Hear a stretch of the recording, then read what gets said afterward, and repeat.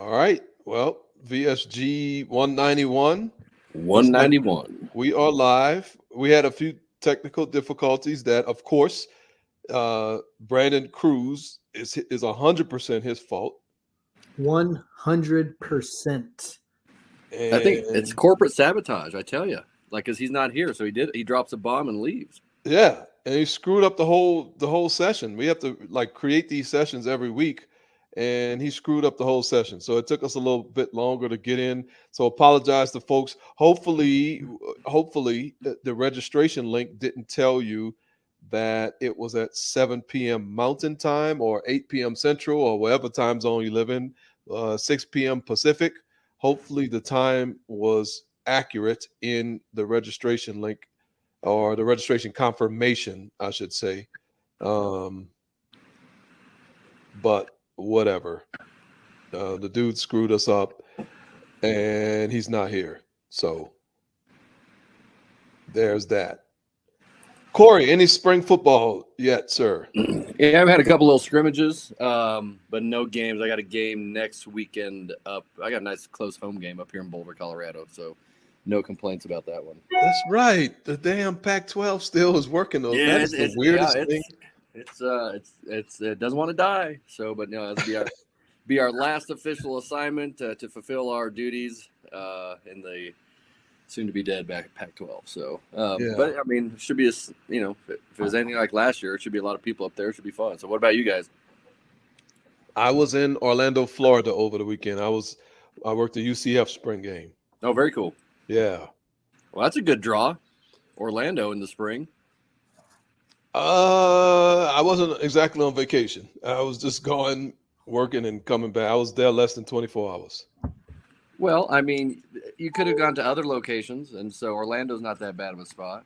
Yeah. But I get you if you're just in and out. Yeah, I could have been on the moon for all I care. I'm being in and right on out of there. I don't see you much of an astronaut kind of guy, so I don't know if that's ever going to happen. That's probably true. I think there's a lot of things they eat up there that you would definitely not enjoy. Yeah, I'm not eating all of that dry food, dehydrated crap, and all that stuff they eat. I'm not doing that. Yep. Yeah. DY, you worked yet? No, not a lot. Not a lot of work so far. Okay, way to improve. I love the continuing the pure officiating mantra of just continuing to improve and get better during the off season. Love it. You can get better. You can get better from the couch. No, don't let Brandon hear you say that. Oh man, it's not been ideal. I will say that, but I'm gonna get some work in. I'm gonna be ready to go. You can believe that. Okay. You're gonna be ready to go. So here's the deal. We're gonna do some visual mechanics stuff. Let me press start and stop. Bottom of the screen. What are we doing here from a back judge perspective? Yeah. So here's the deal. We're gonna do some visual mechanics stuff. Let me press start and stop. Bottom of the screen. What are we doing here from a back judge perspective? Is this a bunch? Are we grabbing a particular player? Are we gonna let them declare? How are we handling this? I know the ball didn't get snapped. I get it, but what are we looking at initially? I mean, personally, I'm going to look at that. I assume that's a tight end who's lined up close to offsides there. I would probably focus on him initially. Because number one, he's probably going to give me a good play recognition read to begin with. But then kind of where he goes, the other two are probably going to flow off of him. So in essence, it's a bunch to me, I think. But you got to put a focus on somebody that can be immediately threatened. So that's how I would work it. But I'll defer to the senior back judge in the room. No, I like what you said, Corey. At this point in time, we'll just think about it as a bunch, but your eyes got to go somewhere. And that's the guy that's got the most immediate threat once the ball snaps. So he's going to, and look, depending on if they motion out of this or not, there's a good chance that they just want to create some traffic. And so I think that's off of him. And so I think that's the place to start as well. Yeah, I mean, obviously, we know when receivers are tightly bunched like this, they're rarely going to come out to the same area. They're meant to confuse, crossing routes, things like that. And so I think that's the idea of why we want to have a good basis or a good frame of reference where all these guys are at. Because that tight end could stay in a block. He could cut straight across the middle of the field. But he's probably going to dictate the rest of the route tree. All right, great. Love that. Asked that question for a reason. So the line judge is at the top of the screen. And what we're asking is what key does the back judge have?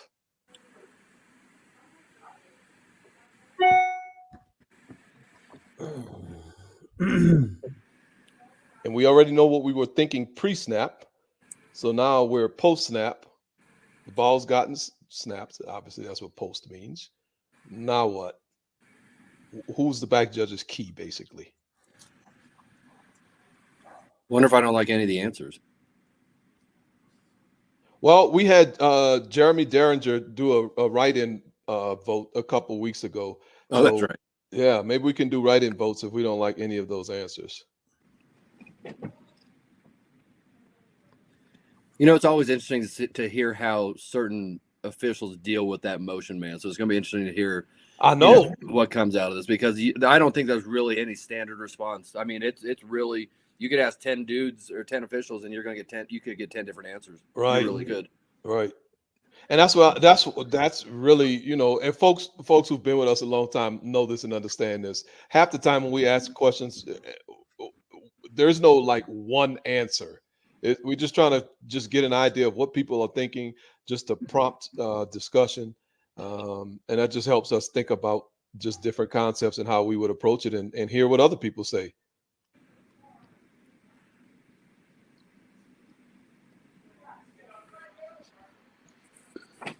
And although there's not always one right answer, Daniel always seems to get it wrong. I don't know how that works, but but if he throws his flag, he's right. Oh, don't ask him a question if he throws his flag. I'm not sure why you're in here, Brandon. You screwed up the entire session, and I screwed up the session.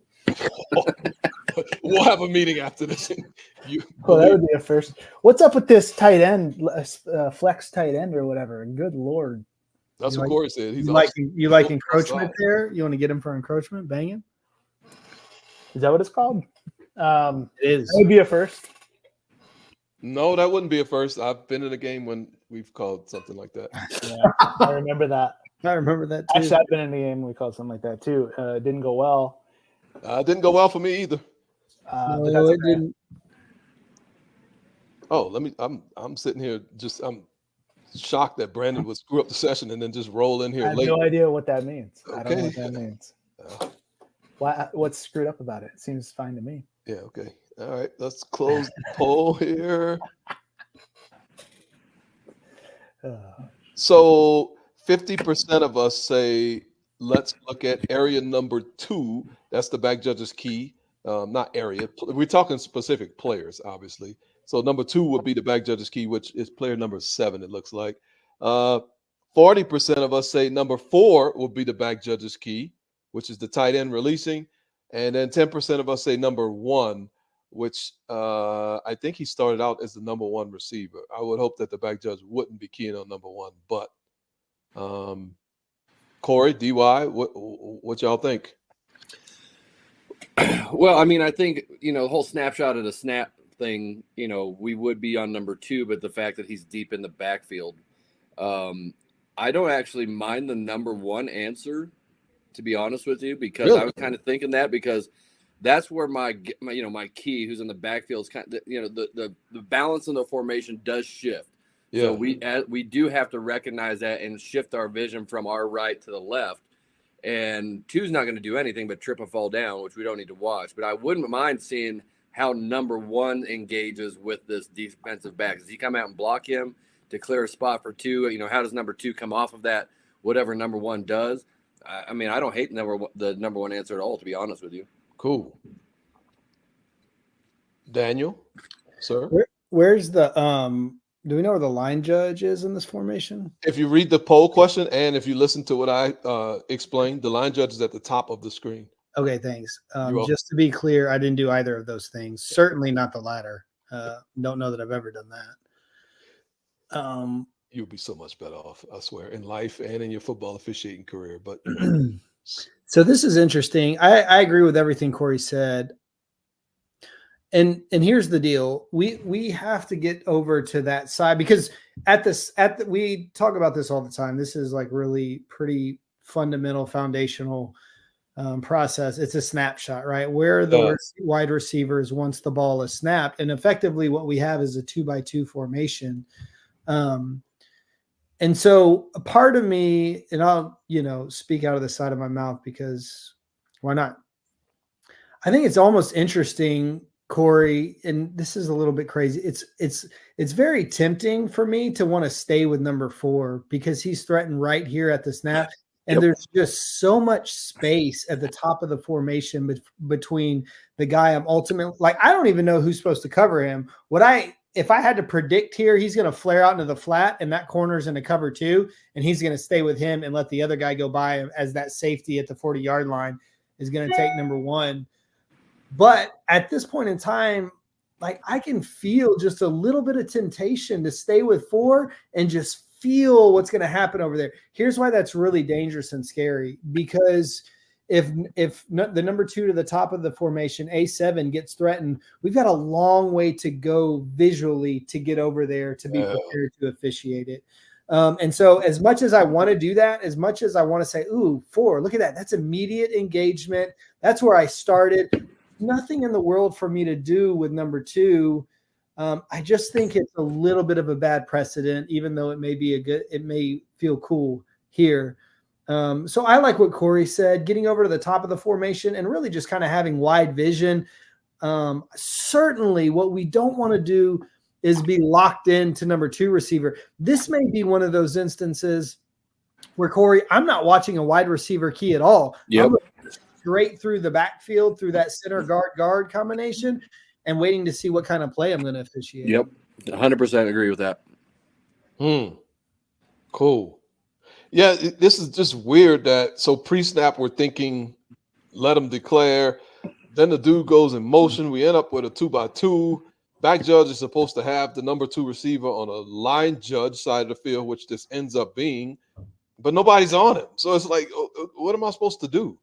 And I like what you said, DY. It's tempting to go and work that number 4 key, but that's just really dangerous. Especially since you got to go all the way to the other side of the field for your primary responsibility. Yeah. This is one of those, though, for back judges where we just need to be really cognizant of ways that we can help the crew officiate the play. And, depending on what everybody's working at different levels, right? And we're all on this kind of progression of learning. If you're apparently you don't learn in the spring. So, but continue. I didn't say that. That's erroneous. But if you're in a space right now where you're like, gosh, I just don't know what else to do other than watch number 2, that's scary. The spring is a great opportunity just to think about these principles and see how you can apply them as you're out on the field or even just watching video if you believe in improvement from the couch. But, that may just be where you are. We're like, oh, 2's my guy. I got to focus on him. I've got enough to worry about. What we're trying to say is let's maybe just evolve and recognize those spaces, whereas back judges, we have the potential to help the crew officiate a play, even if it's a little bit unorthodox relative to just really basic black and white mechanics. Okay. Well, that's interesting. So everybody just relax. We got all kind of videos that didn't make it into the session that somebody screwed up. So we're going to continue. You can still throw them in. You can still upload them. Just relax. We've been doing it. Everything's been working fine while you weren't here. I don't know if you know that. Oh, and apparently not. Apparently not. So this is what we're going to do. Same looking play, right? Everybody's like, why are we looking at the same doggone play? That's okay. So we're going to start polling again. The line judge is at the top, Daniel Young. The line judge is at the top. When the video pauses, where should the line judge be looking? Say that one more time, bud. Yeah, it's okay. I won't. Okay. You're pissing me off. I'm just gonna say it right now. Yeah, Then the comportment has gone downhill since we hit BSG 187. Oh, you know what? I'm gonna add another poll. Watch this. I'm gonna do a live poll. Uh-oh. Chat poll. No, no. that failed That miserably fizzled, so many huh? times. Yeah, That did that's fizzle. that's not We even used to a do a thing. lot of chat. You were a big chat poll guy, if I remember, when this whole thing started. I Brandon. was. I was. Yeah. I was. Yeah. I still Brandon am. I still am. Yeah, no, chat poll. Yeah, I think that one might be done. I like We may have gotten like some type of Feedback. legal. cease and desist. Yes, I'm just saying, you may not do chat polls anymore. Right. Yeah, so I think we're gonna. It's a good one. Hey, we added another one. Oh my God, I screwed that. That second poll should say, "Where should the referee be looking?" So the next poll that came up, Why don't you just again, delete Brandon that? screwed everything up today. We're all Okay. just You're admitting what happened and blaming me. yeah. The Yeah. second poll is for it. where should the referee be looking, not the line judge, the referee. And it's the same play we looked at a little while ago, you know, which is interesting because we got so many. Every official on the field has to make decisions on where they're going to look as a play progresses, and it just changes and changes and changes depending on what happens. And this is a play that could be really challenging, especially with the two players who started at the bottom of the screen, both ended up at the top of the screen.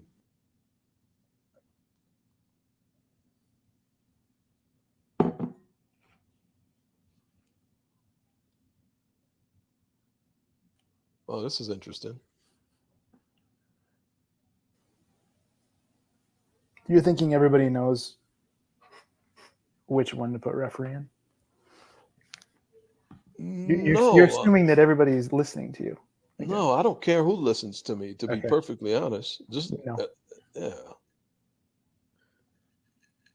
A little bit longer. Yeah, we got it's a couple seconds longer, and then we're gonna end the suspense.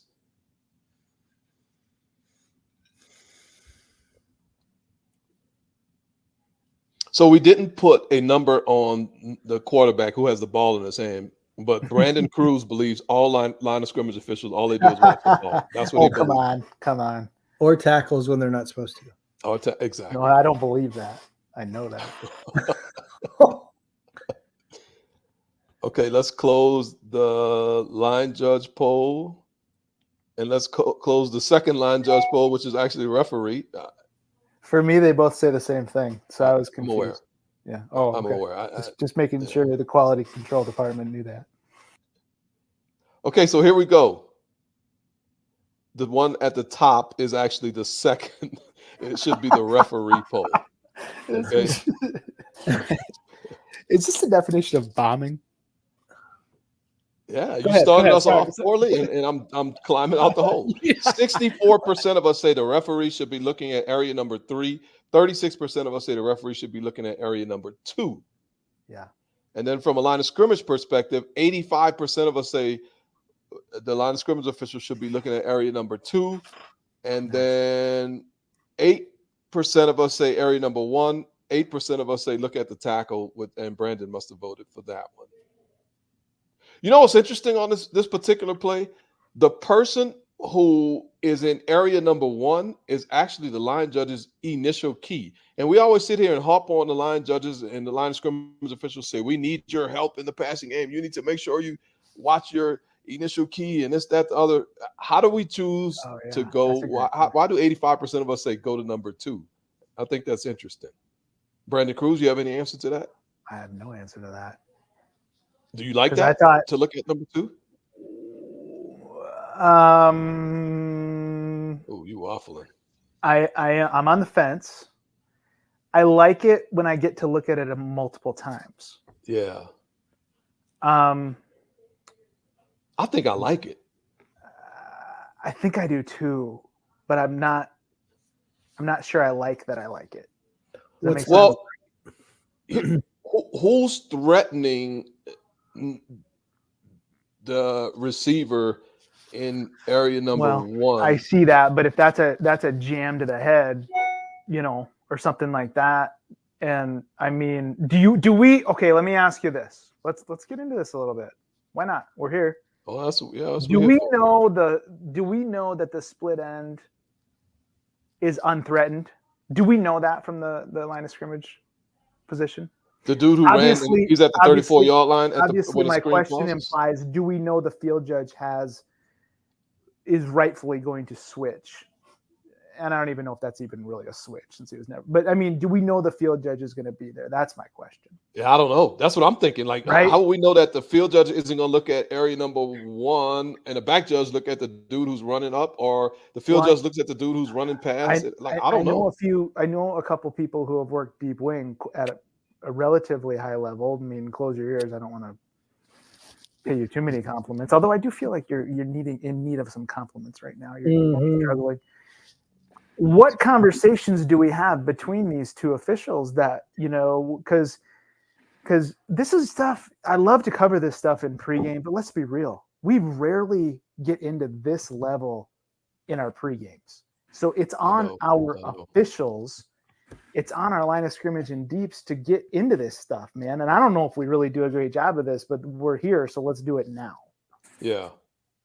You know what I wish? I wish line of scrimmage and deeps would have that type of relationship where they could share plays like this and say, hey, man, can I call you right quick? Look at what happened on this play. Right. How would you handle this? But That's we don't a do that. relationship, dude. I mean, exactly. I mean, some do probably, but not enough. Yeah, no, very few. It's rare, and it's amazing when it happens. But we need to get to that level where we can do that. That's the key. I mean, I know Corey's probably guided some conversations around this topic before. Yeah, man, I have no problem picking up the phone with a line of scrimmage official for this exact type of thing. Like, hey, check out play 118. What are you looking at on this? And I think that's if you're not having that conversation with anybody, any of your crewmates, then you're really missing an opportunity. Like if you see something as you're going through film, you're like, man, I wonder where he or she was looking. Pick up the damn phone and call and ask the question. It's really that simple. And I think we miss that. We try to do all these intricate things to get better and advance ourselves when we have all these simple tools available to us that go unused. Like your mouth, huh, Corey? Just start talking. Correct. Just start talking. Send a text. Do something. I don't care. Right. Corey, you're a little spicy on that one. You felt that one a little bit. Yeah. Well, I just think there's so. I mean, it's the simplest form of communication is obviously always the best. So pick up the phone. Right. So. I love that. I mean, we do need to do that more. Just we're all not doing a great job of that in general. But you, as the deep wing, are going to be all over what we have as number one here. Yeah, we know that. Yeah, between the field judge and back judge, you're going to be seeing both those. Both of our eyes should be over in that area of the field. Obviously, that safety is going to roll over to that guy that the cornerback releases. So I would hope we'd have two sets of eyes on number one from the deep wing and back judge when this is happening. So it's the last place we need the line judge looking, but I would understand why we would be there. Right. But I think that this play really exemplifies, and Daniel talked about like really working on things in the spring and trying to figure out how can I better help the crew. And I think this is a great play that shows, that's my quote unquote key. And I know I personally hate the term key. I like to say initial key. Yeah, that was your initial key. But as the play develops, man, look what's happening. Who's going to work? And Michael Bellica said it in the chat. Who's going to work that matchup at the hash between the defender at the number 2 area? Who's going to work that? So I know, but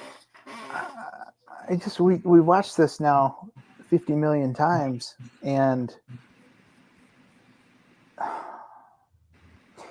look, if I don't, there is a single setback. So my formation recognition should tell me there's a single setback, right? You as the line judge? Yes. Sorry, line judge. If the single setback, he gets faked to here, he goes away. Yeah. You can eliminate him from the process, which means your initial key that you don't like, this guy running this wheel, our number one, which means our number one should definitely be picked up by somebody because of what Corey said. Yeah. But do we process that? Well, let me tell you what's interesting though. The back is dead, dude. The back is meaningless. No, he's totally meaningless. And that means Yeah. there's only 4 receivers, and that means as the line judge, you're usually freed up when there's only 4 receivers, Yes, great point. which means I need to be on number 2. Right. So that's So you I'm talk wrong. yourself into it. No, I'm trying to logic my way into it. I don't know if I'm going to be there in the moment because I'm probably, well, I hope I'm as a line judge. I hope I'm working on. I might need to officiate at number 1, which I never did before. Well, what's Like 5 interesting years is, although you were late, Brandon, I think you got here on time to have hear the conversation. Number 1 was key number 2 for the back judge about 4 steps or 4 milliseconds earlier, and we thought that the back judges said they would probably be looking there. So really, that is not the line judge's initial key if we ask the back judge. Okay, But as a that's line, cool. I may think that's my initial key because he's deep in the I know. backfield. He's in motion. Right. Why would the back judge take him? Of course, I would take him. So that's why this play is so interesting, and we Yeah.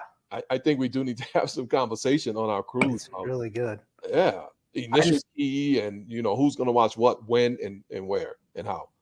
Yeah, it's really not the line judge's initial key though, right? Yeah, I don't think it's it a is. back in the. It's a. Oh, snapshot. Well, of the if you look snap. at him as a back in the backfield, He's a yes. back. And look how deep he is. He's really deep. Okay, so I But he might kind not- of see, popped that's out behind the thing, tackle. So then that's the question: does the back judge take him? Do I take him? Do I? I don't know if I even am able to eliminate that running back who gets fake too. And I'm just making that up. I don't know if anybody even does that. But I'm just like thinking, if we can get from 5 receivers to 4, then the line judge is at number 2, no brainer. If I'm of the mindset that there's still 5 receivers in the route, it's very reasonable for the line judge to still be at number 1. In Why? my opinion. Why? Because if there's 5 receivers and that guy was snapshot at the snap, we always say, and he was in the tackle box, then if there's 5 receivers in a route, that's What the my hell is guy, the dude. line judge doing? Why would the line judge even be worrying about that dude? The back. Well, that's what I'm trying to get to. I don't know. I don't know if I'm going to as a line judge. Oh. Okay. Or how about this? That back goes away from me. Done. Off of him. Oh, I'm way off of that. I'm way off of that. But that's fine. But really, we just said number 1 was behind the tackle at the snap, so that makes him my guy. Yeah, I know. And he's going to get smacked in the head at the 30. Right. And I got to have confidence somebody else is going to see that to watch the guy at number 2 get held. So I mean, I don't know, dude. I can't watch both of those. Yeah.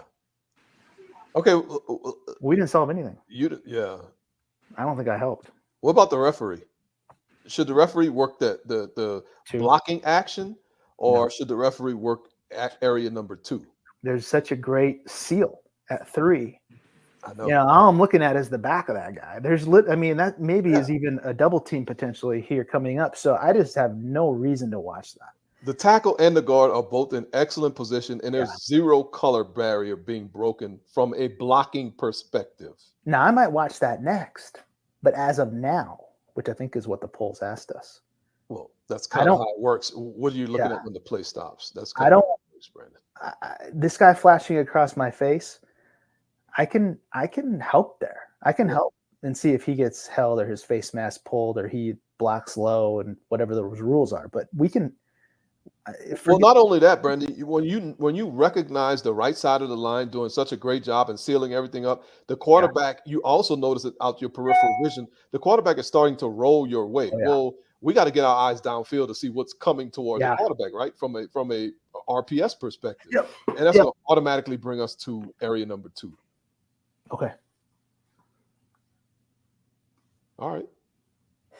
So did you figure it out? I like the line judge on area number 2 personally. No, but I don't know if I like why you like that. You don't even understand. I think at such a high level, relative to you, Well, not maybe- relative to everybody, but relative that to may you. be true, but we would never know because you haven't articulated it. Well, I did. So I have a question for you. Like Yeah. us deeps, we are always talking about switches, right? If a guy does this, we're going to switch. why do the line judge and the headline judge just not switch their keys when this type of action takes place? I think they do. Well, because But the the question dude would, running the wheel is in motion and inside the tackle box at the snap. I think he's outside at the snap. I think he's Outside. kind of out, but I don't know if the line of scrimmage knows that. That's the only trick. Isn't the hash the?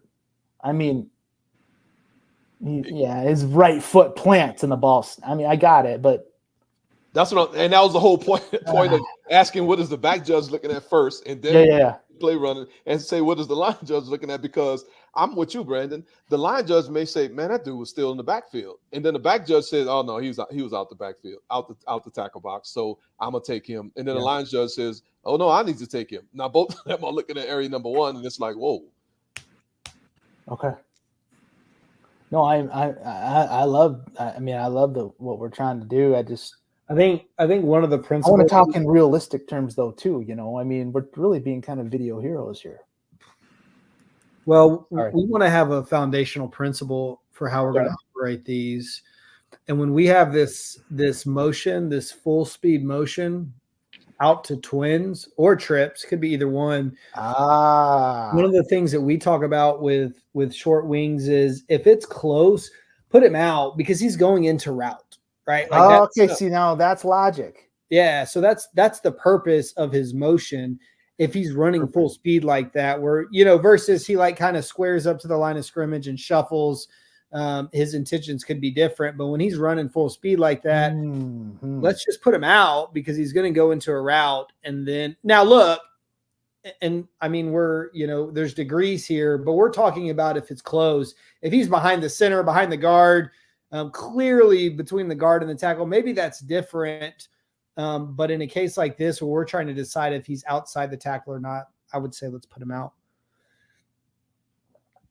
You need to coach Tuta's PR person because it would have been nice to hear that from him since he's got all this deep logic. Well, Tuta and I meet weekly for coaching sessions, and I got. Oh, that's not clear. I'm not earning my money. Yeah.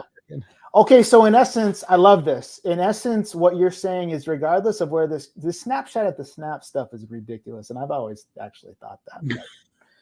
I'm glad you said it without saying it. Okay, so this guy is on a full sprint out in motion. He's basically, forget about where he's at. Let's just consider him no different than another receiver way out there because that's where he's going. So that's why the back judge should be there. Because that's line judge at the top. So in essence, we have double. Correct. Now the line judge is actually not responsible for that guy if we're all on the same page and easily picks up whatever happens to number 2.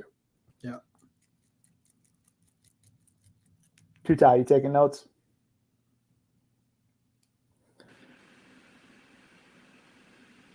You like that, Corey? Yeah, 100%. I like that. I mean, I've tried to get further away from the snapshot at the snap, but as one can imagine, you get you ruffle a lot of feathers when you even say something like that. But because we want to be absolute, right? Yeah, so you can't be like this is not. Yeah. I mean, the way you said is like number one is this isn't like a soft motion. This guy is screaming across the formation. There is nothing. I mean, it's very unlikely that he's going to come off this motion and just stop.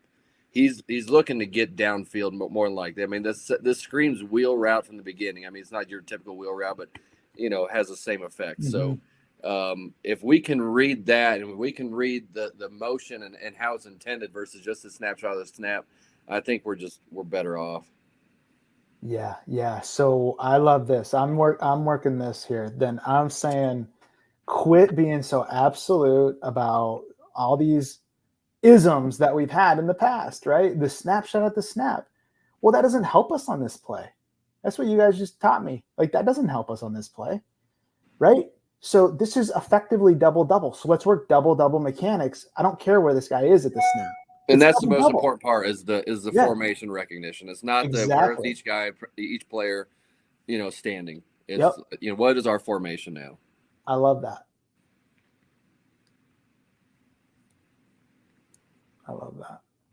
So is there like a punchline to this one or no? I don't know. Chuta, he said he's getting ready to make another good point. So maybe He's uploading more video or more he might- polls that are wrong, or is he just gone? What happened to him? He's probably on ChatGPT trying to come up with another good point that he could rattle off. I was talking on mute. Excuse me. I apologize. There is a punchline. Just everybody just relax and I calm love down. it. Do you like where we arrived, though? Yeah, I love it. Okay. Because of the point that Corey made, and you kind of made the point too, Brandon, is formation recognition. All of our key responsibilities are based upon formations. So if we can recognize a formation, that's what's most important to understand what our responsibility is. Okay. Cool. Yeah. So here we go. Here's the full play. No. And of course he gets grabbed, and the line judge nailed it. Nailed it. Nailed it. I mean, Okay. well, here's another view. All right. No, I And didn't. of course he gets grabbed, and the referee nails it. Nailed it. That's a me too. He saw. So what happened? What happened on the wheel at the 30? Nothing. Not a doggone thing. He's wide open. He's Why wide don't you open. throw it up there? Yeah. Oh wow. Yeah, it's a different Perfect. discussion in that team room. I know that than what we're having here. Yeah, exactly. On offense. Yeah. Yeah. Exactly. Woo. So that was a rule change, I believe. Back in the day, this would not. Well, it's 1st and 10. Never mind. That was going to be a really good point until I realized it was 1st and 10. It probably wasn't going to be a good point anyway. So we see the foul. It's defensive holding. Got it. Sure. All right. Understood. How about this? There's this new thing called enforcing a penalty. Uh-oh.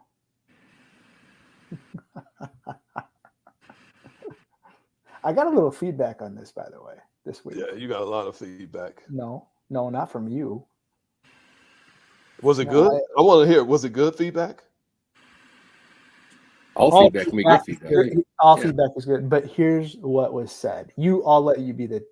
I mean, I think I know what it is, but the feedback was I didn't realize how hard that was, and I'm like, okay, How hard? What was? how hard going through plays and identifying the basic spot and the enforcement spot is. Oh wow, yeah. It can be challenging. I mean it, and I'm like, well, it is hard. And then I think my response was, well, yeah, I mean, that's why we're still making a lot of mistakes. I don't know if it's hard because we just don't spend enough time doing it, though. You know what I mean? No, I think it can be challenging when we are faced with non-standard situations because we're so used to just going to the enforcement spot because we know the enforcement spot and the basic spot is almost like inherent in our brains. So we just go straight to the enforcement spot and we're not used to even thinking about the basic spot. Ah, gotcha. Okay. Yeah, I think we kind of take it for granted. Yeah, yeah. And very often it's fine to do that. Like we're fine, but Well, it's fine until we screw something up because we didn't do it. because we didn't do it right.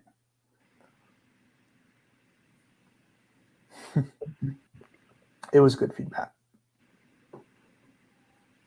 Wait, does this poll go to L? It does go to L. It Just making sure. What the? it kind of just I just kind of just reused the port mode that was already there. Just recycle. You're a recycler. I am. I I'm know. a big recycler. And I'm in Denver now, and they don't do composting. I was a big composter in San Francisco. What's that? Oh my gosh. Denver doesn't do composting? There is small portions of the city that does it. It hasn't been rolled out to the whole city yet. Interesting. Yeah, composting sounds- is basically just throwing away all food waste and shit. San Into Francisco, one. you can use. They take almost anything in a compost. Well, so there's a lot of folks that keep their own compost piles in their yards. I mean, obviously that doesn't apply to you, but Well, I had that. We still have a big old compost bin at home in New Orleans. It's not being used, but we had one. So that turns into like fertilizer or what? Yeah, I mean, it just turns into like nothing basically. You can use it. The intent is that you can use it for fertilizer, but it really just almost disintegrates into nothing. Really stink. No, it doesn't. It actually doesn't. Okay. But you don't like go sit in it, Brandon. Well, I mean, but just like walking by it, you're like, oh, that's not fun. No, it doesn't stink at all. Oh, okay. It's because it's a mixture. You put grass trimmings and food Oh. particles, so all that kind of stuff kind of mixes together, and it really doesn't stink. Oh man. But I mean, you'll be amazed at how little garbage you actually throw away and send to the landfill when you start composting it. Oh, I got you. Yeah. I was a professional grass trimmings producer in like when I was like a freshman in high school. I mowed lawns for my summer job.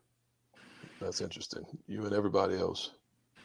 Absolutely. It's a great service to provide. It's not a service. I mean, How is that not a service? well, I mean, you're getting paid, Right. right? Okay. I mean, yeah, it's a I don't service. I don't understand that comment. Well, I just mean it was a little altruistic. It's a great service to provide, as if you're just going out there and mowing yards for the Right. Yeah. community service. Serving the community. Oh man. I love altruism. Somebody I'll, else's. I'll have to try it sometime. Oh boy. All right, so the poll is closed. 69% of us say, oh, hold on. I got to do the math, the Corey math. 77% of us say the basic spot is the previous spot. Okay. 16% of us say the basic spot is the end of the run. 8% of us say the basic spot is the succeeding spot. And then I already did the, That's it. yeah, okay. It's a live ball foul. Yeah, can it be succeeding spot? Is that possible? Succeeding spot. Not for.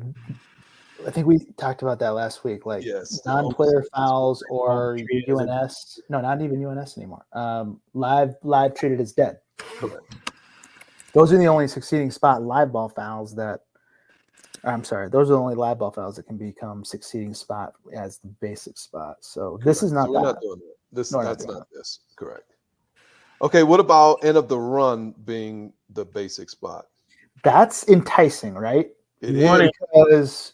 Because that's enticing, but Because we do it all the time. That's why. yeah, tack it on. Tack it on. Get on. That's not the basic spot. I mean, right? What kind of play is this? What kind of, Oh, what's the status of the ball when he gets held? What's the I don't status? know what that means, but I can tell you what kind of play it is. Well, the status of the ball is that it's still in the quarterback's hands. Yeah. And so then there's a it pass. was a running play when he got held, technically. No, Yes. no, because the quarterback eventually threw the ball. Exactly. And then it turned into a passing play. Yeah. It was reverted to a Okay. passing play. Okay, okay, but we got to put the pieces together, Yeah, we put which them- you kind of did. Yeah. I'm gonna. You're You having a buying tough it. night. Yeah, you can buy it. I'll buy it for a second. I don't like it. You do, Daniel. You do. Actually, No, I mean it's technically correct, but I don't. but we don't want to do that. We don't 'cause wanna we don't do want to that. consider this as Okay, a. okay, This yes, is really yeah. not even a running play No, at this point. This No. portion, this segment is never a running play. that's not true, Brandon Cruz. Yes, it is. It is. It's a running play until the quarterback throws the ball, and then everything I that happened agree. before I agree. that, after the snap, became a pass play. Well, So that's it the thing. was a running Since, play at some since point. we in time. have a forward pass, This is not Then- a helpful. then that segment of this I'm gonna play go on in the mute, and I might history. just log off. I'm sorry. This is ridiculous. Wish you would. This segment of the play in the record books goes down as a It's a pass, play. So that's a pass play. I agree. It is a pass play, but don't I say know, but don't call it a never was running play, dude. Don't say that. Don't say Well, that. It wasn't. It wasn't a running play. It could have been a running play, but it's a There pass. was a potential for it to be a running play, Right. but he threw the ball. So now all of that happened up to this is a pass play. Which, by the way, is our first step in enforcement. We often just go to the basic spot, which is natural because, like, most of the time we can just tell. But really, to get to the basic spot, we've got to identify what kind of play it is first. Yeah. Correct. All right. This is a pass play for everyone who didn't understand the last like 20 minutes of Didn't man understand on- 2000. on- everybody understood me. I can assure you.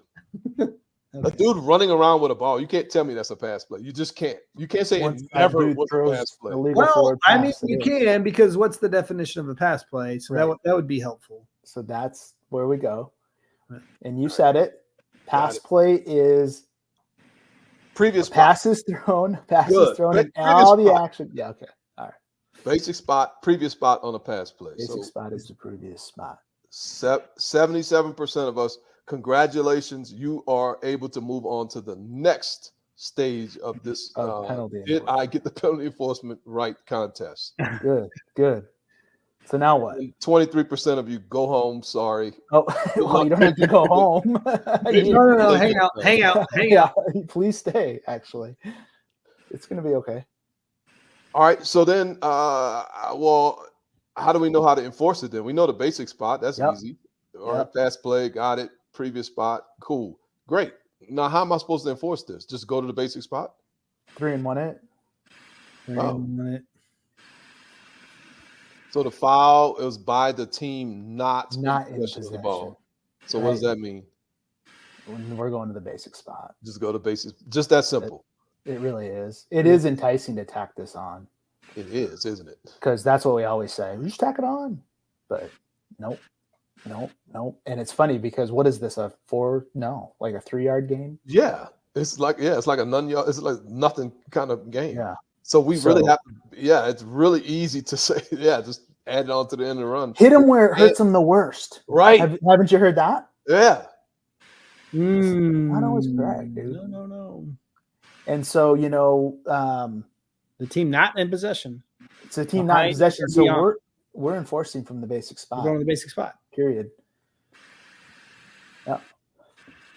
All right. So we're going to go from the 27-yard line, position 4, and we're Yeah. going to march 10 yards off, and it's going to be an automatic first down because it is a defensive holding, and that penalty by rule carries an automatic first down. That's new-ish. Not that new anymore. No. This would have not been an automatic first down years ago because that hold took place behind the line. Look at how foolish Correct. that rule used to be. It's stupid. What an idiotic. Well, I mean, just silly. Yeah. It's really good. All right. So we Yeah. looked at a play, 3 different segments of a play, and then we enforced the penalty. It only took us 47 minutes to work on one play. Oh, there's all these video segments in my menu now. What am I supposed? I don't even know how to navigate this anymore. Do you want me to do one or no? Yeah, go ahead. Oh, here, I want to ask you guys a question real quick. So, have you guys all worked spring games already or scrimmages and stuff like Daniel that? doesn't believe in working spring games. We already talked about it's like, I'm too good for that. Corey So- and I are I working. love working Actually spring working. football, man. Daniel Dude, decided he's too big for spring No, games. that's not true. I love spring football. Let's I desire spring football. It's not even a duty. I pursue it. let's Don't you go live in to what? Let's go to Pittsburgh. Nobody invited me to Orlando, by the way. I heard you guys had travel issues. That was what everybody was talking about. Is that true? No.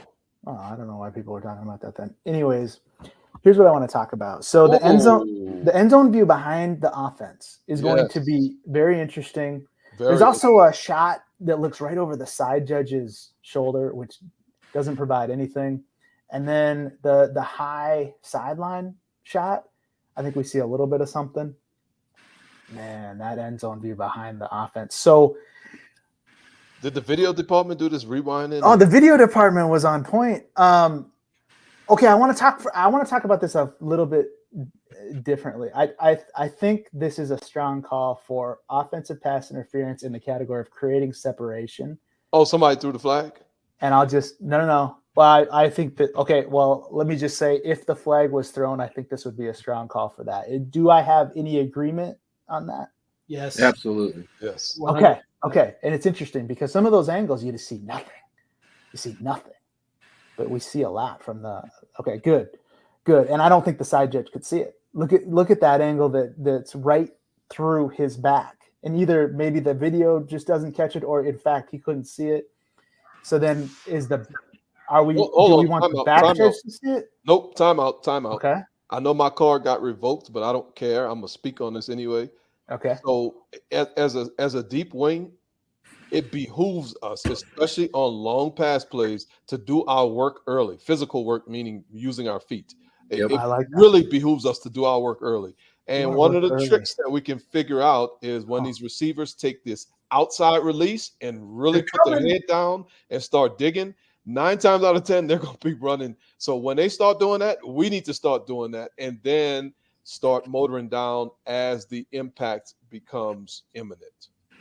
The mesh point. Yes. So go That's ahead. That's a good answer, Tuta. We'll put that. We'll make a note of that in your application for readmission. I don't have to apply, man. I'm No, not, yeah, That's not what I heard. For I'm sure. not applying again. I'm sorry. Well, I'll go get a fake card. I know how to get fake stuff. just pick it up. No, I mean, I think we're getting to this point in our evolution of how we move as deep officials that, some have overcorrected, if that makes sense, that we're not moving at all. And we still have to move to Tuta's point. Like, I loved how you said, do your work early, because it looks here that this deep wing really didn't even get the motor started, so to speak. So, and then you get put in a position where you're not going to see that action. And we're the only ones that could. I mean, we may get help from our line of scrimmage, but that's going to be tough, just because it is for some reason. So, yeah. So then Kenny, look, perfect. That was my next question. So Kenny and I are thinking the same way. Do you want to settle sooner to get a more shallow angle, or do you want to get back deeper to get more of a north-south angle at this? If that makes sense. I guess yes is the answer. Right. Whatever. Right. Exactly. And that's Right. that's the point, right? That's the point. But I don't buy that the deep wing. Now I do buy that the deep wing needs to own this for sure. But I don't know if I buy that nobody else could see this. No, I think the back judge could see this 100%. Okay. Unless he or she's doing the same thing and not moving. Well, which could very well be. And I'm trying to pick up where the side judge or field judge started initially. If they were at 25 or if they were a little bit shorter than that, because we snap at the 45. You can't really tell. I mean, it looks like he started at the 30. So, he's good there. But if he started at the 30, he really only moved 5 or 6 yards. And, we have time that if we get out of there and we swivel our hips and run and then set back up, I think we're down near the 25-yard line or the 20-yard line, sorry. and then the back judge is what I would call, because certainly I've done this, floating towards. What's this dude talking about? Yeah. The back judge is floating towards the spot where the kind of pass falls incomplete at that time. And what if that was you, would you self-evaluate and how? Like to not do that, or say that again? Well, this back judge, if you look at the wide shot, Physical he's movement. just kind of floating towards this area, just kind of at a diagonal 45-degree angle floating. And I don't know if I mean, it looks to me like a floater in a way. Yeah. Because he just, and I've done this not at that position, obviously, although I did work 5 plays. If you guys weren't aware of that, I worked 5 plays in the Big 12 at back judge quite well. Anyways, there's going to be times where we catch ourselves just kind of floating, just kind of moving for no reason. And look, I don't know if that really harms our visual acuity or not. I've been told it kind of does. I'm not convinced yet, but it probably does. So is there anything that we should do differently than what we see here? I mean, the floating aspect, yeah, I mean, it's not going to be as bad as running full speed, but it is going to, affect your visual acuity. It won't be as sharp as possible. But when we do recognize this ball in the air, I like how this official, recognizes that, but it almost looks like they're just kind of, when you do that floating stuff, you kind of look like you're going through the motions. Perfect. And it's just like, are we really working out there, or are we just getting to a spot? Okay. 'Cause that's where we think we need to be. Okay, here, and I know everybody else has thoughts, but that's exactly where I want to go. This is a spring game. Maybe it's a scrimmage. I don't know. The video is up, and I took a look at it, and I saw this play. Great. Mentality of working this, and I think Daniel must have said something because Tutak keeps talking about it. So, and I wasn't here. Mentality of working this. So I think to see, recognize, and then decide on this, I think it takes game day level, like intensity or sharpness, whatever. So look, this is an intra-squad, whatever, spring game. I want to talk about mentality when we work these kinds of snaps. Because I know that if we miss this during a game, it's probably, depending on the point in the game, this might be a big deal. If we miss this here, it's not a big deal at all. In fact, like nothing, no big deal, zero accountability at all for this, which is fine. We're just getting reps in April. So how do you guys approach this? Like, are we trying to have an edge about us out there, be sharp? Are we just trying to go through the motions and get to the bar after the game? What do we do? I mean, I tell you, this is my philosophy is that you play how you practice. And I tell our kids this all the time. I tell anybody, listen, like if you practice with intention, you'll be better served when it's game time. And so if you go out there and you're just going through the motions, you might as well stay home. One of the scrimmages I had, we had an early line of scrimmage infraction, illegal motion, illegal shift like that. And the line of scrimmage officials never came in to report that. And so at a break, I'm like, why didn't you come and report that? I was like, oh, well, I would have done it during a game. Get out. And we hear that at camp. I just looked at him and I was like, okay. And I walked away because I knew I would get into the red if I stayed there any longer. So, go out there and pretend that it's a game. Like, if in spring situations like Daniel's talking about, he has certain things he's working for. And I think all of us should have that type of a list that, hey, these are some of the things I want to sharpen up on. I want to improve on this scrimmage or this season, whatever it is. But whatever it is, be intentional about it. And go out there and work your ass off like it's or your butt off like it's in. That's the first time I've cussed in 191. That's a lie. Wow. You said the D word earlier today, and that's a curse word. What's the D word? Damn.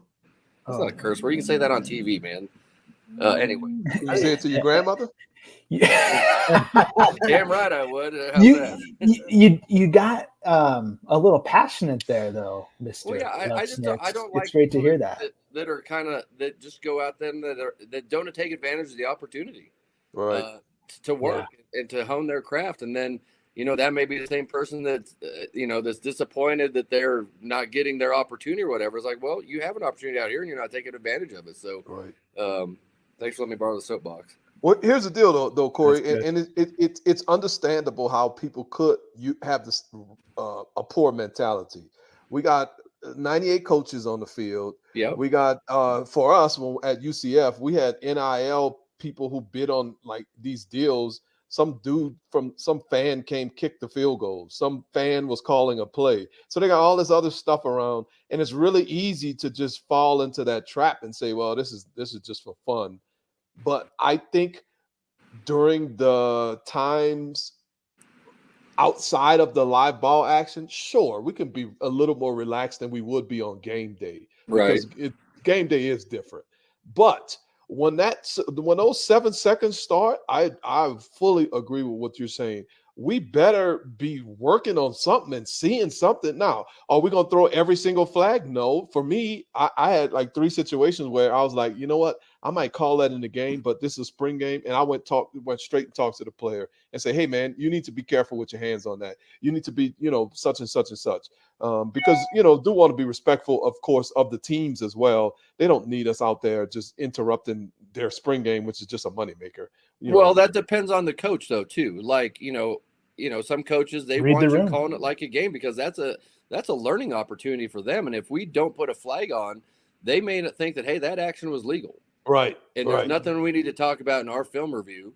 And we've missed an opportunity to impact, this upcoming season and how that player performs out there. Right.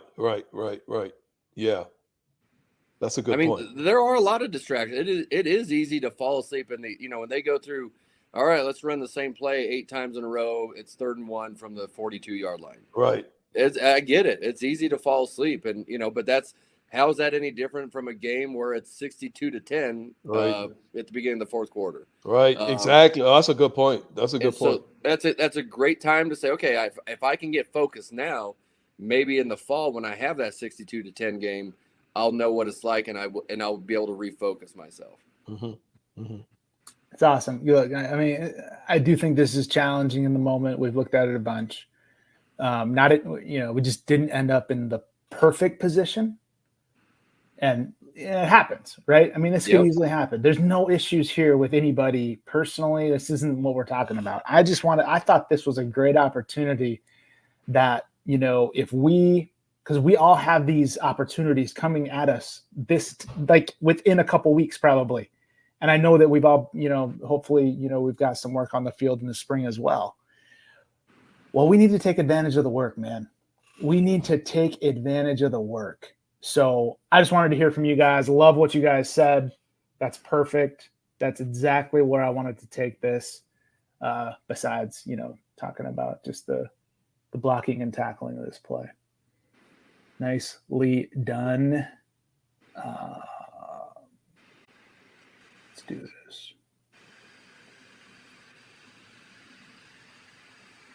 Hey, we're back in where is Middle Tennessee anyways? Murfreesboro, Tennessee, right outside of Nashville, apparently. I didn't know that was a town. Or close to Nashville. This is great work by the referee. Number 10 shoots through the line and gets held. It's egregious. The right guard holds him, grabs his collar, just absolutely whips him to the ground. And then we do see the referee. Look at this goal line camera from Conference USA. We see the referee get the flag out with his left hand. No, maybe he's left-handed. I think he is. You think he is? Yeah, I think he is. Looks pretty natural, huh? Yeah. And then we have and then we move, and then we get a wide shot. We get a wide shot, and we watch the crew go to work. So I'm gonna let this play out, and then I think we'll just let the thing loop again, and then we're gonna do a little artwork, because I want to talk about just optimally, what is everybody doing? What is everybody doing? So, let's let the play go again. We see the hold. We see the referee get the flag out and then focus his attention over, to what's going to happen, what's going to happen to the quarterback next. And I think there's some optimization that we could probably work on there. But I just think fundamentally this is great. Getting the flag out, obvious hold. I love where we're looking here. I love where we're looking, because we could not be looking here. And if we're not looking here, we're not looking in the right place. Not that it would be wrong to be looking anywhere else. It would be. This is just great. I mean, this is great because the tackle is patty cake, not even in trouble. Patty cake. He's playing patty cake. So this is really good. Really good job by the referee. I don't love the chase. Frankly, I think the referee, if it was me, and I've done this 1,000 times and try to get better off of it, I would rather just kind of step up, try to create an angle to see what's going to happen to the quarterback next instead of chase after. But I do realize that once we throw the flag, I don't know if you agree with this, once we throw the flag, if we even do transition to what's next, which is so great about this play, but if we even do that, we get a little frantic. You see what I'm saying? Yep. Okay. Because you know why, though, Brandon? Wow. I took my eyes off of my quarterback, and I know he's running for his life. Oh, my God. What did I miss? Let me hurry up and get to where I need to get to make sure I see it. And that's basically what our brains are telling us at that time. And great point. Good get by the center judge as well. I mean, it's it's pretty clear and obvious hold, but by the way, the clock operator was messing with the referee. Somebody got on the O2O and said, "Hey, you gotta wind this clock, man." Yeah. All right, so let's get to the enforcement. Let's see if this works well. Last time this didn't work as well. So this is the point. It's frozen. This is the point where we give our first preliminary signal. All right, now just follow me here for a second. Yeah, I'm already getting off the bus, but go ahead. I know. Follow me. I'm not. No, that's not where I'm going. Well, maybe I am. I don't know where you're going, but I'm off the bus. Listen to me. This is 21 seconds after the receiver did that little twirly thing on the ground and got up with the ball after he was down. Okay. Now, I just want to talk about what everybody's doing. Okay. I want to talk about what everybody's doing. So let's talk about, there is a football. The football got brought in. I don't know if you watched all this. Yep. The football got brought in and got put on this hash mark right here. Perfect. The probably the line judge at this point in the game is standing on the spot here at the 20. Okay. Let me stop there. Do you want the football? Do you want the dead ball with the line judge out wide with the umpire at the hash, or do you care? I don't care. Okay. To be perfectly honest, when I look over there, well, I may just be. see that- I'm you just gonna get see the too line far into what my thought process is. You keep going. I don't care. I'll just stop right there. You for now you don't care. Okay, don't I'm care. good with it. Okay, great. Let's keep going. I'm just talking about different things. I don't like this didn't bus know- ride, by the way. I know your bus ride. You should have stayed on the bus. Yeah. Well, you made me stay on it. I wanted to get off. You wouldn't open the door. No, I'm 'Cause not. I didn't like where it was going It was already. locked. I was worried about your safety. Okay. The headline judge. You know who? We can see the striped shirt. You know who's in the white shirt? The head coach? Yeah, I Well, don't know who's who in the this blue guy- shirt? I don't know who that guy is. Who's in the blue shirt? What the headline, if you watch everything, and there's a lot of details to get here, but the headline judge immediately engaged in a conversation Right. with the coaching staff. Now, maybe the blue shirt is the head coach, but whatever. I don't care. He immediately engaged in a conversation with the coaching staff. Yeah. And this is excellent because we were like 3rd and 8, I think. Yes. And the 3rd result and of the 8. play is 4th and 4 Yes. at the 20-yard line. Yes, Brandon. This is why I want to get off the bus. Now you're just making me angry even more. Keep No. going. No. I'm gonna start smashing windows. I'm gonna kick out the Hang emergency exit or something. Hang on. Don't get off. Don't get off. The center judge, we just talked about the center judge throwing the flag. He's right here. The flags are over here. Is there any are we good with that? We have the umpire over the football at the hash. The center judge is standing by the football. The flags are over there in Daniel Young land, basically. Yes, that's what Daniel does. Yes. Thoughts on that? I mean, if the umpire is taking care of the ball, does the center judge need to be over there with the umpire, or could the center judge be doing something else? Is he getting the ball or is he just standing over the ball? That would be my right question. there. I know. It'd probably be helpful if the video kept going, but I just wanted to freeze it. He just is standing there. He goes and just like stands next to the umpire, like almost, hi, here I am. I'm standing here in case we have to do something else next. Right. So if we have to what do do you so, well, yeah, But here's the thing: he's at the dead ball spot. I know that. So I'm He's not going to split, do Brent. anything from the dead ball spot. Yes, he can. He's smart. He's No. smart. He's No. very smart. And he No. got off the bus with me way back there. You should have stayed on the bus, and No. he should have too. What's the score? I didn't see the time or the score. It's the first half. I don't know. Okay. It's a close All right. game. 10-7. What are we going to do with this penalty, Brandon? You tell me. What are we going to do with this penalty? Well, I don't have a problem with asking the coach if that's what you're asking. What? That's what you're implying. I think we're going to decline it. I'm not asking the coach. I'm not 99 asking times the out of coach. 100. No, not 100 times out of 100. There's 0 coaches in the world, and I mean in the world, Fourth that and in 4. the first quarter are going to choose to replay third The down first quarter. when they have 4th and 4. It probably doesn't even matter. From The their only, own time 20 the only time they'd go for it is probably on the last possession of the game, huh? Exactly. If the score mattered, if they have to absolutely, it's just not happening. It's a decline. Automatic. Why are you decline. not on this bus?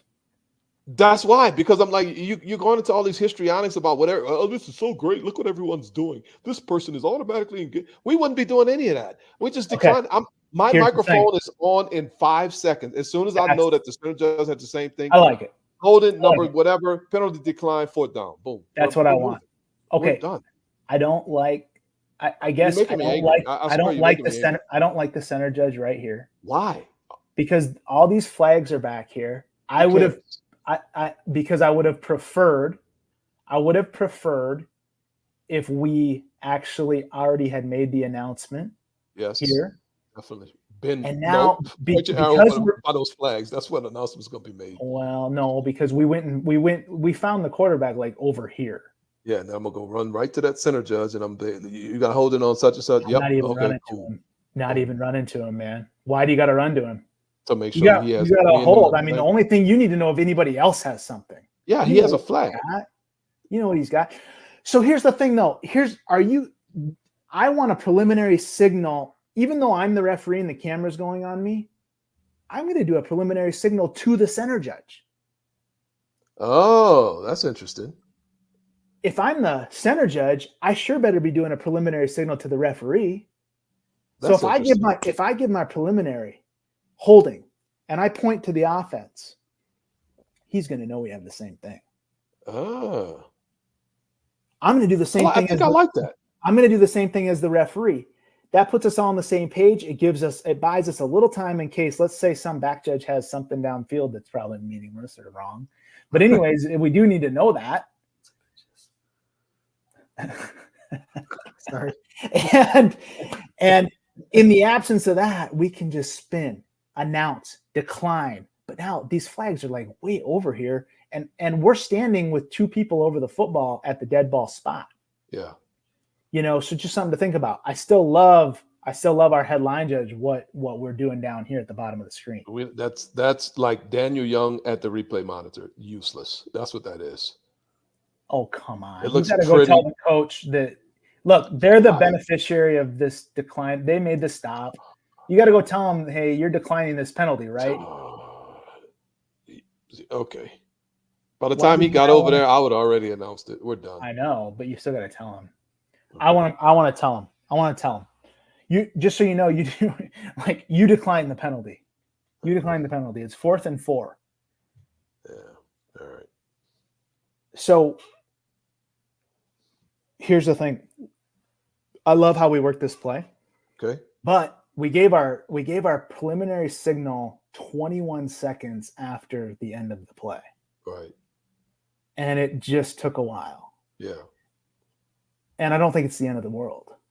But we know that if we do this a lot, it's going to stack and it's going to compound.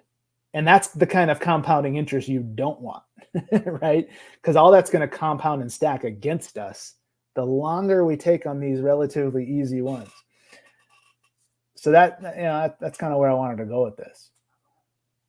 What other thoughts do you have?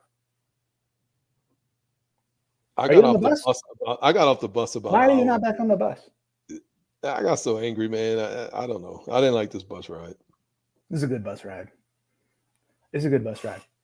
But I love what you said about giving up. I never even thought about that. I don't give a preliminary signal, but maybe I should. Yeah, just give it to the center. Just give it to the center judge or the umpire, whoever. I mean, just give it to somebody. And then, half the time, he and I are close enough. When we talk, he knows I have a flag down. I just tell him. Yeah. As long as you're talking and then announcing, I think we're good. But if there's any more pause in between those actions, we're just going to start to look confused.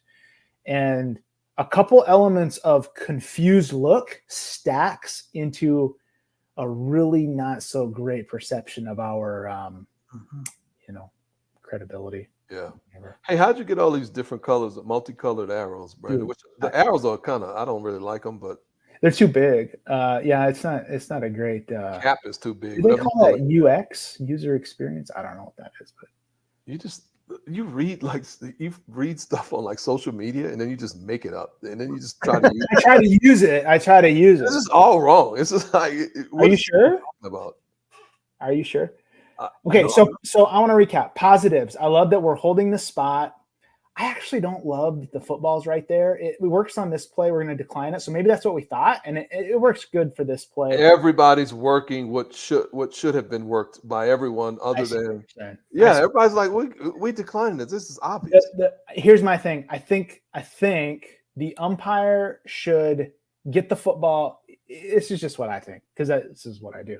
The umpire should get the football to the line of scrimmage official at the top with the black arrow and hang out in that general area. And then say, we're declining this, right?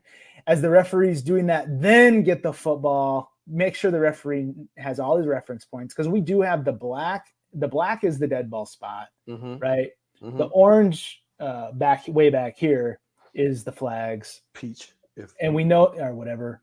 And we also have, obviously, the down indicator, the down marker at the 15 is the previous spot. So we know all these spots, but all we need is that dead ball spot here. It's going to be 4th and 4, decline it.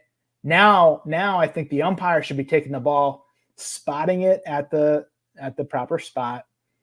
And then as that's happening, the center judge goes back and gets these flags. The referee is just now done with his announcement, gets his flag from the center judge. The punt team's coming on. Let's wind the clock and let's go. But that's a little bit picky. Well, it's springtime. We can always be picky because we always got something to improve on. Yeah. I don't think we do enough of this either as a crew. I think we should. We just Penalty look at enforcement? plays. We just look at plays. I know. We just look at plays and argue with the graders. So I'm kind of thinking that we should do a little more. But The problem is we have to ensure that we look at our own plays because when we look at other folks' plays, all we do is start just putting them on trial. Oh, well, I never would have done that. Oh, well, why is he doing that? Well, why is he? And it's like, all right, whatever. That's not even the point of this. and here's the thing: I don't even really care who does what, as long as we are all on the same page of who's doing what. Right. Then we'll just figure it out, and we're going to become the most efficient crew as possible. We're going to run the best game that we possibly can, and that's really the goal. It's just to run the best game. Yeah. I run a better game than you, by the way. Probably. Okay. Not sure what you want me to do with that information. Oh, shoot. I don't even know. I thought you were going to take longer on that visual mechanics play. You only took 41 minutes. 47. 47. Plus, minus the 4 minutes of like just Dead air. Yeah, just BS. Oh, it was dead? Yeah, we learned that Daniel doesn't care about spring football. Well, that kind of goes against what I was putting out there in that other play. Not true. Corey and I are getting snaps. Daniel We certainly did not learn that. That is not something anybody learned. All right. So we're also technically sound and everything, and we all have these great opinions. Oh yeah, lots of those. Philosophy of the game, take a breath. Okay, so this is a hold, probably. I think he gets restricted. The wingback comes in, kind of hooks him around the collar. See that? A little bit grainy on that. I love it, grainy. Yeah, it's not a great shot. It's quick. I mean, there's definitely a restriction there. But the runner's tackled for a loss. And then the ball's out. Here's what I want to ask you guys. Because you know me, I like to ask questions because I really don't know the answers. That's why I like to ask questions. If this is just a normal play without a potential fumble, now we rule the guy down. Don't worry about all that. We rule the guy down. That's fine. But there's a potential fumble on this play. If this is just a normal play without a fumble, do you agree with me that we could pass on this hold? Yeah. We've had these discussions before. Yeah. And why would we pass on this hold? Because don't make me call Ron Snodgrass on you. I know. Yeah, I would still pass. Well, we can pass because of material restriction and impact. so if we see this restriction and we take a deep breath, the effect of this is nothing, right? Yeah. It's just nothing. Okay. Now we're gonna have the detractors. Wait, that so say, I actually agree on this one. The play, and I don't even remember what the play was that we talked about before. we had a long Ron, debate. Yeah, I agree with Ron on that particular play. This one, I think from a timing perspective, when we look at the restriction and when the back is going down, I don't think from a timing perspective I would want this to be called. And Okay. I don't know about defense winning the play. This dude did what he wanted to do, all that kind of stuff. All that. What about the favorite? I'm not drinking that Kool-Aid, but Our favorite one, like the other half of the offset. There's always that debate. yeah, I don't buy that part either. I'm You're not really one? cool with that. No. I like to individually evaluate what happened on the play and then decide is it a foul based on the action that I saw in the area that I am focused on. I don't care about somebody else throwing Okay, flag. so let's say Corey or Daniel, let's say they have 12 men in the formation, live ball foul, I guess, and then they're coming in to report illegal substitution. Right. And let's say you come in and say to the center judge, "Hey, man, that's not hold. We don't want that hold called." Are we picking that hold up or not? We got a defensive foul. Yeah, if he feels like he should pick it up, yeah, we're gonna pick it up. I don't think this is a foul just because of the degree of restriction and the timing relative to when the ball became dead. I don't think this is a foul. Period. Okay. If the runner stays up and goes past this defender, gets past this defender, I would have a different Okay. evaluation probably, even Okay, if he still lost yards. You know what I'm saying? Let's say he's yeah, still yeah. Just the longer, the more time. on his feet. yeah. Okay. But But it Go ahead. is a foul, Tuta. I mean, it's a foul just in terms of strict technical definition, right? So that we're not. So what? No, it's restriction, Daniel. It's not a foul. It's restriction, yeah, and that's only one piece of the puzzle to determine if it's a foul. But in terms of the argument, it should offset. It checks the boxes of illegal action. It does. So Wait, like what? So you're saying you think we should let this offset? leave the somebody flag else- down. no. I'm saying no, absolutely not. But that's my point. That I'm trying to say the opposite in a really roundabout way. That just because we want to if we want to call something just because there's the potential that it offsets, like that's a very technical and like restrictive, in my opinion, thought process. Because like I understand what you're saying. It's not a foul. It's not a foul we want to call, but the what he does to the player by definition is illegal. So we don't want to just say, well, it's illegal, and even though like maybe it's a little bit just before he goes down and the timing's close, but we would want to keep the flag down because it's going to offset something else. Like No. I'm not saying that. I'm not saying that, DY. no, I know you're not. But what I'm No. saying is that kind of thinking lends itself to that kind of view and thought process, cognitive process when you're deciding if it's a foul or not. And that's why we don't really want to let it in my opinion. I know there's lots of folks who do, but like it is or it isn't on its own merit. Not Because then if we start doing that, like there's a million different things that could happen on the field that maybe technically are an illegal act, but we're not going to say rise to the level of a foul for one reason or another. So I just think it's slippery is all I'm trying No, to say. No, I agree with that. I agree with Okay. that. Okay. Well, you guys are so smart. I can tell this great discussion. Does the fact that there's a potential fumble change all this? Because if this No. guy is, if this guy is held, the ball's loose, then actually he is put at a disadvantage to potentially go recover a loose football. So should that weigh into our evaluation of whether this restriction rises to the level of material restriction for a foul, given the fact that there's a potential fumble and we don't want to put that player at a disadvantage to go recover that loose ball? That's my question. When I watch this play, I say, well, this is interesting. I don't like this hold, but that could have easily been a real fumble. And if he got held, there's a lot of time that takes place between the restriction and when he could have potentially recovered the loose football. So should we then want to call this? That's my question for you guys. A good question. Oh, what do you think? Yeah, I mean, I think that lends itself towards us analyzing and evaluating all of the elements of the play before we make a decision about whether or not we have a foul. And so, yeah, I don't know. I feel like if we feel like the restriction rises to the level to where it qualifies, and then the play's not dead, I think we have to consider that. I don't know. Isn't that part of our holding evaluation? Time to the end of the play. Yes.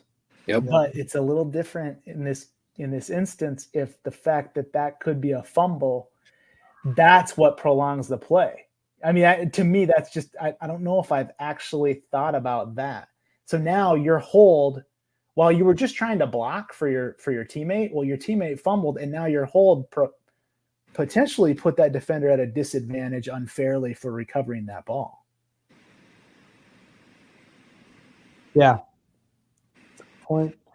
I don't think we've ever had this conversation ever in 191 VSGs. or ever before that in like all the years we would just have conversations. Yeah, I I don't care about that. well, I do. I personally think that's just putting too much into your brain. Well, that's kind of what I want to navigate. But wait This a is not second. football that just well, ball just popped out and is flying around on the ground. This is a dude who was pretty much down, and then the Pretty ball much is up. down. I'm Oh. not talking about that. Now, if a dude punched the ball out and then the ball is like flying and rolling around, well, that's clear and obvious that the play has not ended. But this is a situation where the play either ended or it didn't. And Okay. we're not sure whether it Wait, ended or it didn't. exactly. So wait, are you okay? Are you Gigi saying agrees. I'm yeah, just upset. Gigi's back. Are you saying that She has no- because the recovery happens so close to the tackle, you're not putting so much weight in that? The Are you recovery- saying you would? I'm saying what? because the fumble occurred Yeah. so close to the player being down. Essentially, we don't know, man. I know we don't know. So from our perspective, all we know is this dude is down. Like we're not. Well, I'm not ruling him down from the center judge You're position. not ruling here. him down, but when you look at him, you're like, oh, I think this dude is down. Well, but I don't know. You don't make that. I mean, I kind of have some opinions back there, but I usually there's somebody else making that determination because they're watching the football and I'm watching blocks. Yeah, you have an opinion, but you're not ruling. But I think also what the other thing you made mention of, I agree with. The recovery happened so close, and so from a timing Okay. perspective and a location perspective from where the player was potentially down. To me, I don't even want to think about all of this. Okay. The play pretty much ended where I think it ended. Okay. In my opinion. Okay, So fine, to fine. me, timing, I'm good with just passing on this as a Fine. foul. Then what if it was the offense that recovered and this was an actual fumble? Does that change anything? No, none of Okay. that changes. None of that changes. What if the anything. ball hopped around and That's- big Mr. Dumb old lineman kicked it a ways or something on accident and now it's all, and this guy just got taken down with the hook to his collar Right. and was really taken out of the play of recovering the fumble. Should we be able to think back and be like, dang, you know what? That hold that I just didn't call because I thought he was going to be tackled right there for a loss with very little time. Now all of a sudden that's got a huge impact. Should we be able to do that and get that flag out? If we are aware enough and know that there is a fumble and the play is not over where we thought it was over, then I would agree that yes, we can have a different evaluation of the timing perspective of the timing element of offensive holding. Okay. But if we have to me, we have to clearly know that it's a fumble and the play is continuing. If we don't know that, then to me, I don't even want to waste my brain. Then power this is thinking about this is not a call. You're saying it. Yeah. because of on this play on the surface, you're saying the ball's barely. Yes, First of all, yes. it's really not even a fumble. We ruled them down, but Yeah. and the ball's not out for a significant amount of time enough to make this rise to the level of material restriction. Correct. Okay. Well, it's just an interesting thought when you watch It a is. play like this, because the hold is so minuscule in a way relative to what you think this play presents. Now, this hold could become huge. This exact action could become hugely impactful to this play, right? I Yep. mean, we've called less than this. That's absolutely holding. We all have, and and then I just what really got my brain working on this play that I thought this was a good discussion is just the fact that, oh my gosh, now there's a fumble. How much does that add to our evaluation? So, okay, I think I got a little bit better from the couch, anyways. That's a first. Nah. All right. Well, there you go. I Hey, mean, if you keep thinking, you're gonna hurt yourself, Brad. I'm gonna be I'm honest. thinking a lot these days, I man. know. You've noticed, huh? Yeah, I know. I'm Yeah. thinking a lot, man. I got to keep thinking. What do you mean? How can I stop thinking? You might want to stop trying so hard, man. Trying so hard. Hey, man, we got to move the needle, dude. We got to move the needle somehow, right? No, I agree. I agree. Okay. Did you move the needle in UCF? I did. Yeah? I absolutely did. Yeah. Okay. All right. Had a really good conversation with a couple players. I saw some good stuff. Yeah, Absolutely. there it is. All right. So what do you guys got coming up? You got more spring stuff, or you got UFL games? I don't know what's going on. What's everybody got? I don't going? know my next game. April 20 something. I don't know. I think it's the last week in April, but I'm not totally sure. I'm playing beach volleyball this weekend. That's all I know. Shut up, baby. What? Where at, Corey? Cancun, baby. Oh, that works. Oh, That dang. You know, so I'll get better from the beach. Better from the beach. But then next week I got my last one up at Colorado. Nice. Wait, I thought did that change? Colorado used to go super early, right? Did that all change? Or is that Yeah. am I not even right? No, yeah, they changed that with the new regime. Well, they gotta make sure the Netflix can get in there and film everything. Yeah, of course. DY, you gonna bless any more spring scrimmages with your presence, or is it? Yeah, gonna try to get out there. Gonna try to get out there and do some work. May have to hit up some local high schools, but I'm gonna get some football in. Believe it.